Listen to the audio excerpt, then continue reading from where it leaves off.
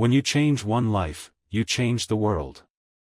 Professor Muhammad Yunus, the visionary economist transforming lives from Bangladesh to the world.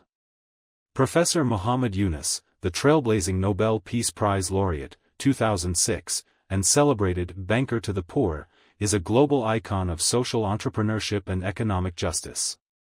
Born in 1940 in Chittagong, Bangladesh, Professor Muhammad Yunus revolutionized poverty alleviation by founding Grameen Bank in 1983, pioneering Microfinance, a system of small, collateral-free loans empowering millions of impoverished individuals, especially women, to become self-reliant entrepreneurs. His groundbreaking work earned him the Nobel Prize for proving that credit is a human right, lifting over 9 million borrowers, 97% women, out of poverty across Bangladesh. Beyond microfinance, Professor Muhammad Yunus expanded his vision through social businesses, profit-neutral ventures addressing healthcare, education, and renewable energy. Initiatives like Grameen Danone, nutritious yogurt for malnourished children, and Grameen Shakti, solar energy for rural households, underscore his belief in business for humanity. Despite political controversies in Bangladesh, including legal challenges critics allege are politically motivated, Professor Muhammad Yunus remains a tireless advocate for sustainable development and youth leadership, collaborating with the UN and global universities. Currently, as a special guest of the Chinese government, Professor Muhammad Yunus is advising on poverty reduction strategies and social innovation, aligning with China's rural revitalization goals. His recent projects include digital microfinance platforms and climate-resilient solutions for marginalized communities. Whether as a potential chief advisor to Bangladesh's interim government or a global speaker, Professor Muhammad Yunus's legacy endures. When you change one life, you change the world. Microfinance revolution, Grameen Bank's $30 billion plus loans, 97% repayment rate. Nobel Prize, 2006 First Bangladeshi laureate, honored with Grameen Bank. Social business model, 50-plus ventures in healthcare, tech, and green energy. Global influence, advisor to UN, World Bank, and now China's anti-poverty campaigns. Recent work, focus on digital finance, climate adaptation, and youth entrepreneurship. Professor Muhammad Yunus is steadily positioning himself among global leaders. In a short time, he has elevated Bangladesh significantly. Wherever Professor Muhammad Yunus travels, it brings remarkable attention and recognition. He is among the few individuals in the world whose involvement in any endeavor leads to success. But the real question is, how far can he take Bangladesh?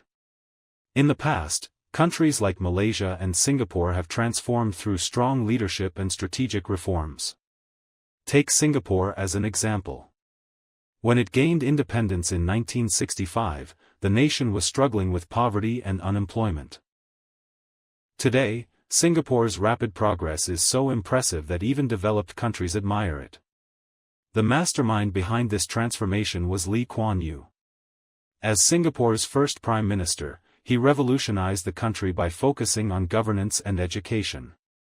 He sent bright students abroad for higher education and later employed them in government positions. To encourage people to pursue teaching, he ensured competitive salaries for educators. His leadership led Singapore from a struggling nation to a global financial hub. Despite its small size, it now hosts major corporations like Google, Facebook, and Toyota, proving that strong policies can bring outstanding growth. Lee Kuan Yew, the founding father of modern Singapore, passed away in 2015. Now, let's look at Malaysia. In 1981, when Mahathir Mohamad came to power, Malaysia was politically unstable and divided. He believed that for Malaysia to progress, it needed national unity and economic stability. Mahathir Mohamad initiated extensive economic reforms. After leading for 22 years, he stepped down in 2003 but made an unexpected return to power in 2018 at the age of 92, serving until 2020. His leadership proved that determination and vision could transform a nation. Now, can Professor Muhammad Yunus achieve what Mahathir Mohamad or Lee Kuan Yew did? At 84, Professor Muhammad Yunus remains highly active. In a 2015 conference in Washington, D.C., a journalist remarked that at his age, most people retire, yet he continues to work tirelessly. Professor Muhammad Yunus responded that the word retirement should itself be retired. Professor Muhammad Yunus' greatest strength lies in his global influence.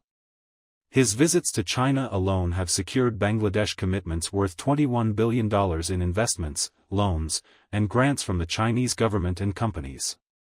More than 30 Chinese companies have pledged industrial and economic development in Bangladesh, demonstrating his ability to attract international collaboration. However, Professor Muhammad Yunus is not just limited to the Teesta project.